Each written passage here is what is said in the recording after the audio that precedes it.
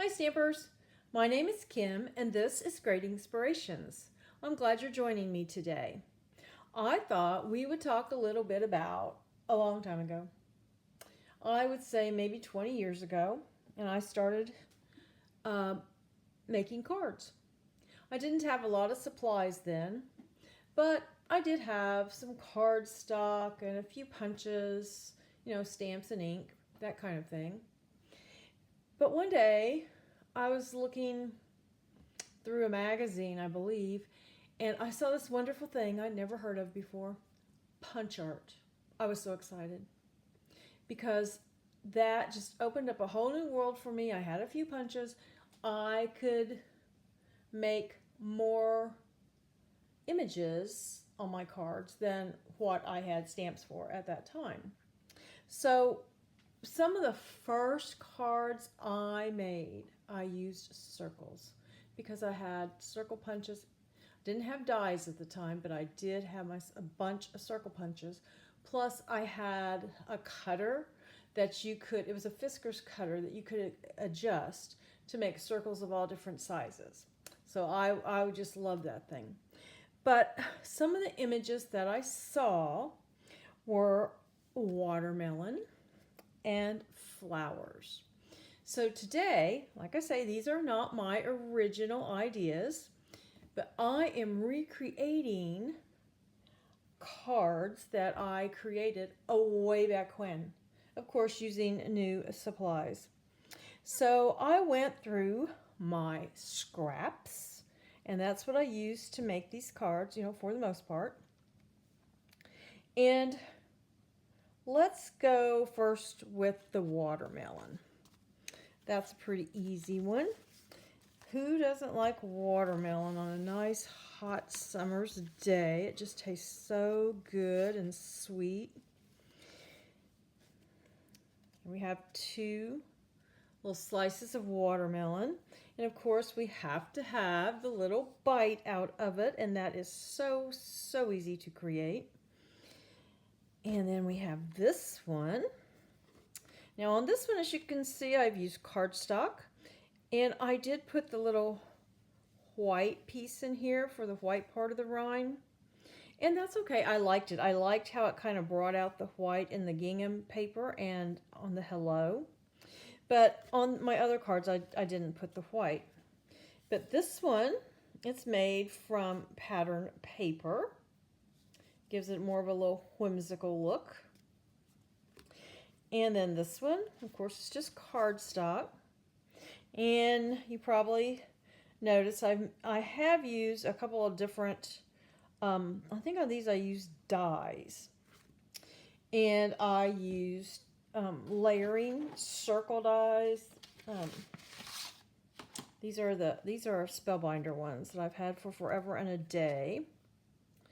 I believe there's 14 of them, maybe 16. And I just chose ones that were just a little bit apart. For example, if I would choose this one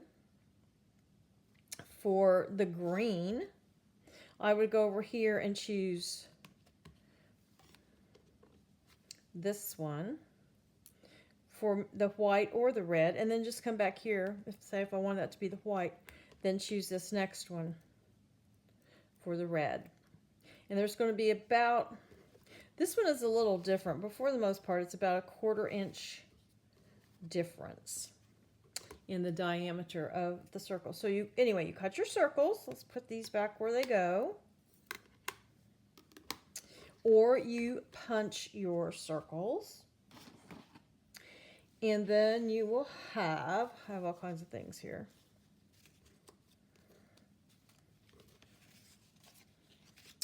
If you want the white, you put your red, your white, your green.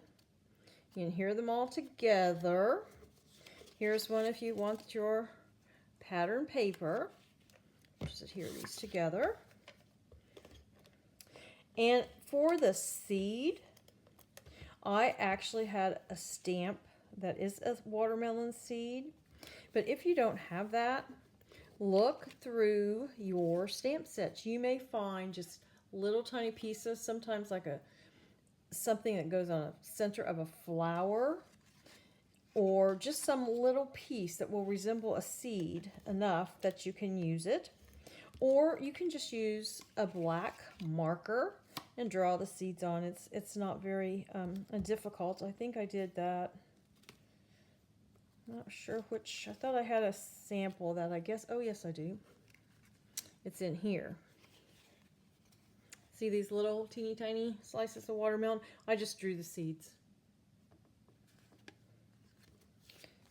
So we'll just finish this up.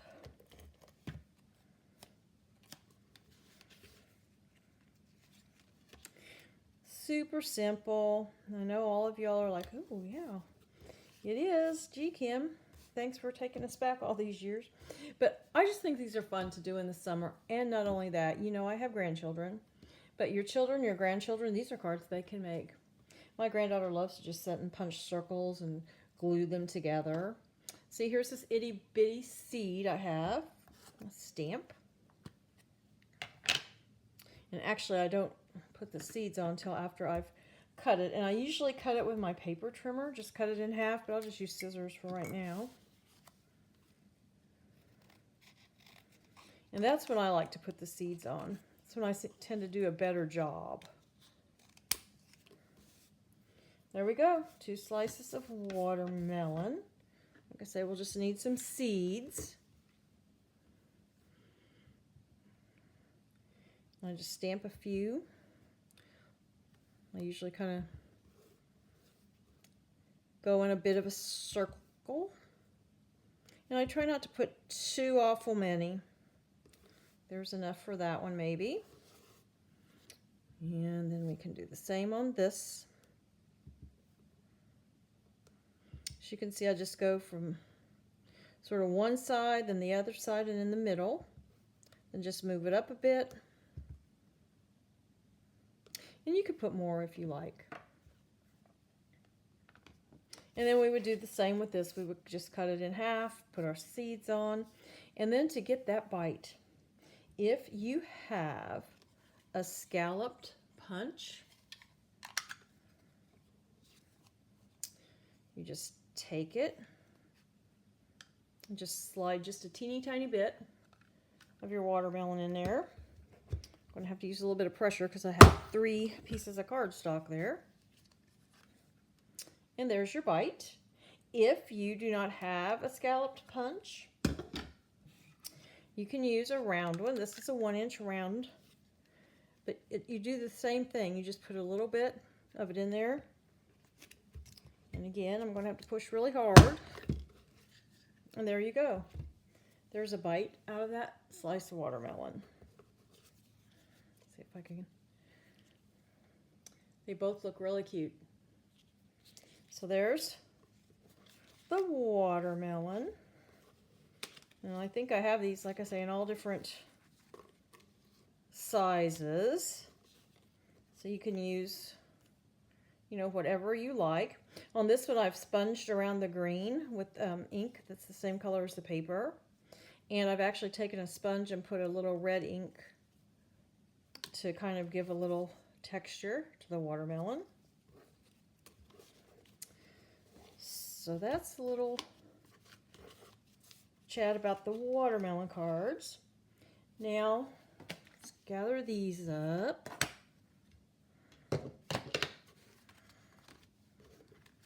And we'll get the flower cards. These are the ones my granddaughter likes the best, of course.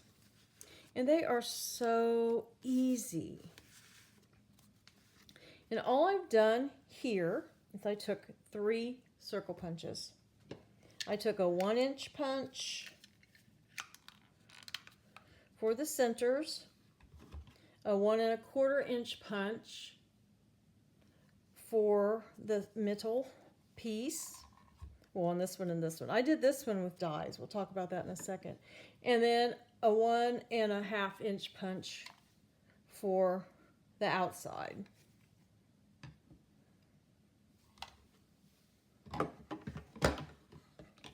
So this one, I use some deckled circle dies. So if you have dies that have maybe scallops or the deckled edging or any other kind of decorative edge around it, you could use those. Then all I did, I cut 1/4-inch strips for the stems.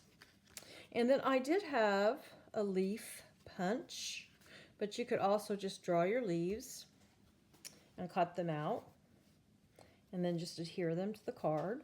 Of course, I made them happy birthday cards. But so this is just the cardstock. This is patterned paper, the stems, the leaves, the flowers. But this is cardstock again, but in the center, I stamped a little image. And it looks like a little circular flower. So you can look through your stamps and see what you might have that you could put in the center of the flowers. And these, I adhered the top and the middle together, and then I put those up on dimensionals and put them on the bottom layer of the card and just adhered it, or this larger circle, and just adhered it to the card. Then just a happy birthday, and we're good to go. Now that's just a quick idea of things you can do this summer to just kind of have some fun, make some really cute cards, and use up some scraps. Thank you so much for joining me today. And until next time, stamp happy.